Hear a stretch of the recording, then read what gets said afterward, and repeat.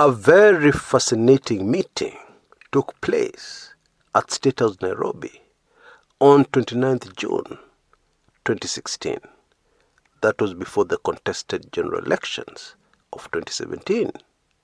And the reason why this meeting is so terribly relevant to what we're discussing on our show today is because that meeting marked the beginning of the end of Dennis Itumbi at State House. And the beginning of the end of the power, the immense power he wielded until then. This was a meeting of the President's Strategic Communications Unit. And the head of state was very upset over the performance of this particular unit. But Itumbi and his allies made a terrible mistake coming to this meeting because they totally misunderstood a few things. From their conduct at that meeting, it is clear that they believed that this was a fishing expedition. A meeting to identify where the problem was. But actually, the president had already zeroed in on the reason why his communications team had come out so unprofessional and actually embarrassed the presidency. Exactly a week earlier, on 22nd June 2016, a very controversial and hard-hitting article had appeared in the New York Times. Many Kenyans will remember that. The focus of that piece in the New York Times was the ICC cases and the president. When the article came out, the president was out of the country. But the response of Dennis Itumbi to this particular piece, done in such a way that it looked like a response from the president, with the president's input, had greatly embarrassed the president. And it had boomeranged very badly on State House.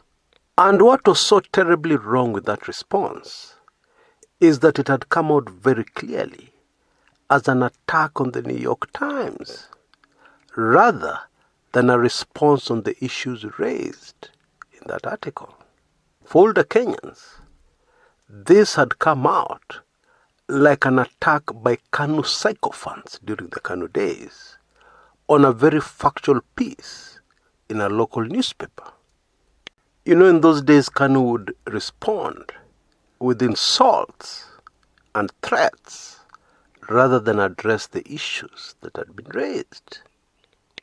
But the New York Times is not a local newspaper. It's a prestigious, very respected, authoritative newspaper with a lot of history. I think you can now begin to imagine what the Mzungus were thinking and saying amongst themselves as they took in this response from a journalist in Black Africa.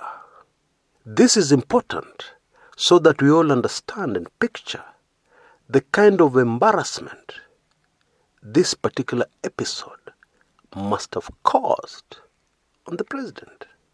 And the response of Dennis Itumbi and his allies at that meeting was actually an attack, a scathing attack, on the boss of the Presidential Strategic Communication Unit, Manoa Spisu at that time, who was present at that meeting and furiously taking notes.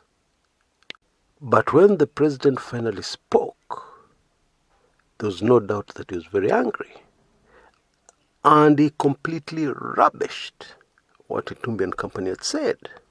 And said something to the effect that Bwana Manoa Spisu was the boss of that unit. And there was a very good reason why he had appointed him. And that Itumbi and company must either obey Bwana Spisu, take orders from him, or leave. And he ordered from that minute that they were to hand over weekly plans to their boss and also report weekly on what they had achieved. Itumbi and company saw this as a betrayal. The main problem here, clearly, was the fact that Bwana Itumbi, since the elections in 2013, had never adjusted away from campaign mode and the heat of a general election,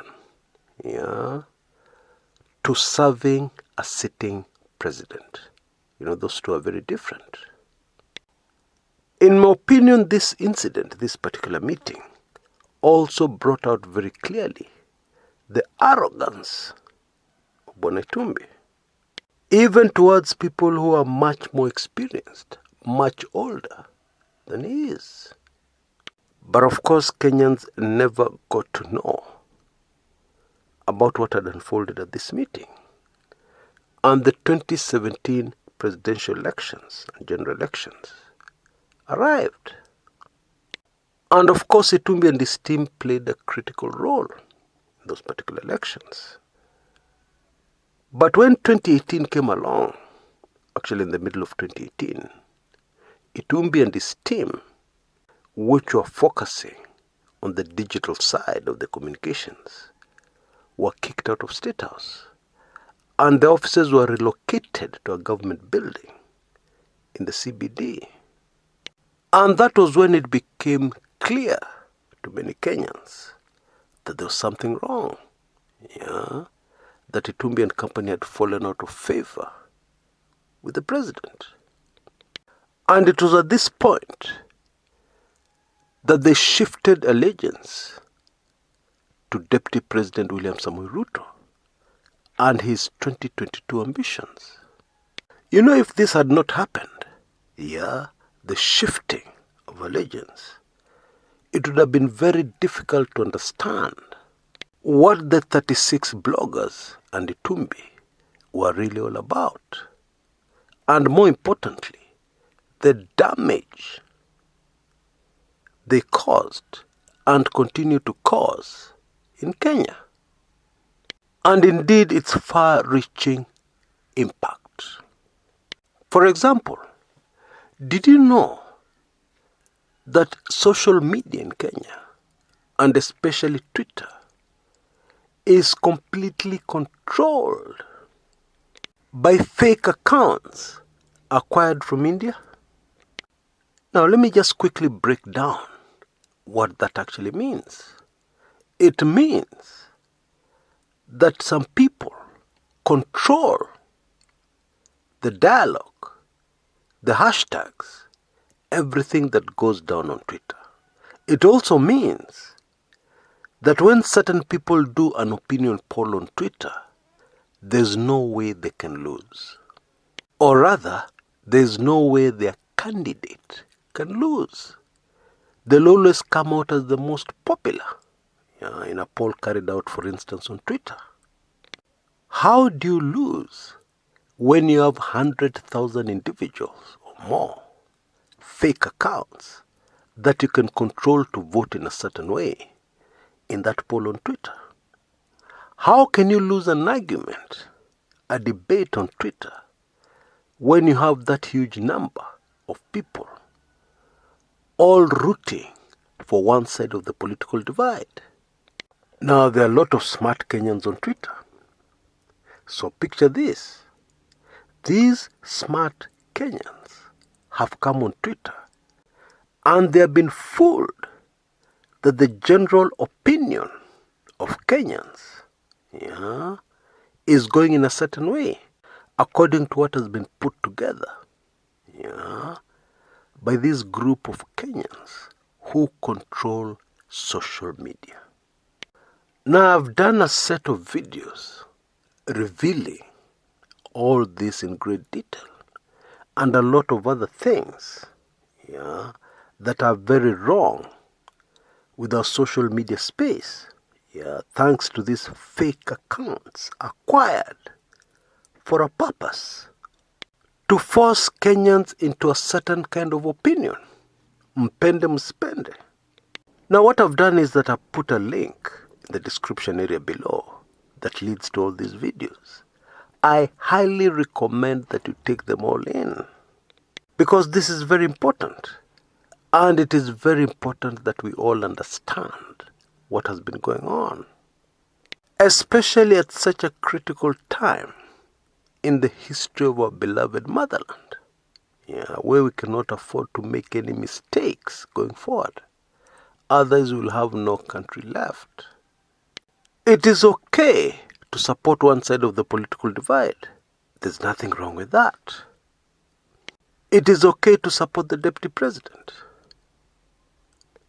Everybody has the right of making a choice.